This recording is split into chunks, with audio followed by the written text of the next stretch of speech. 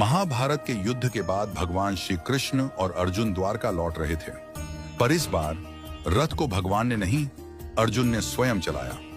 द्वारका पहुंचते पहुंचते अर्जुन अत्यंत थक चुके थे। अर्जुन अतिथि गृह में चले गए और गहरी निद्रा में लीन हो गए। शाम का समय हुआ। रसोई में सुगंधित व्यंजन परोसे जा चुके थे। रुक्मिणी जी ने प्रेम पूर्वक भगवान को भोजन परोसना प्रारंभ किया और कहा, प्रभु भोजन आरंभ कीजिए। भगवान श्री कृष्ण बोले, रुक्मिणी, हमारे घर में अतिथि आए हुए हैं।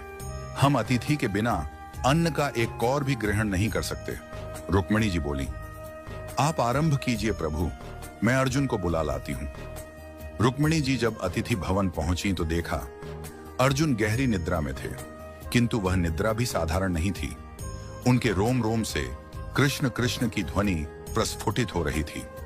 उनके पूरे शरीर से ऐसा प्रतीत हो रहा था मानो हर कोशिका भगवान का नाम जप रही हो। रुक्मिणी जी उन्हें जगाना भूल गईं। उनके नेत्र नम हो गए। वह वहीं खड़ी हो गईं और मंद मंद स्वर में ताली बजाने लगी, जैसे किसी हरि कथा में प्रेम से भीगी भक्तिन हो। उधर भगवान श्री कृष्ण ने नारद जी से कहा, नारद, देखो तो सही, भोग ठंडा हो रहा है, कोई अर्जुन को बुलाकर लाए भी या नहीं। नारद जी तुरंत वीणा लेकर अतिथि भवन पहुंचे। उन्होंने वहां का दृश्य देखा तो स्तब्ध रह गए। अर्जुन का रोम रोम कीर्तन कर रहा था। रुक्मिणी जी ताली बजा रही थी।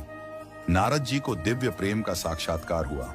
वे भी अर्जुन को जगाना भूल गए और वहीं बैठकर अपनी वीणा पर गोविंद गोविंद का मधुर कीर्तन करने लगे। अब उधर सत्यभामा जी ने प्रभु से कहा, प्रभु भोग ठंडा हो रहा है, आप तो भोजन प्रारंभ करिए। भगवान बोले, हम अतिथि के बिना अन्न ग्रहण नहीं करते, अब तुम ही जाकर देखो क्या हो रहा है। सत्यभामा जी वहां पहुंची और वहां का दृश्य देखकर मोहित हो गईं।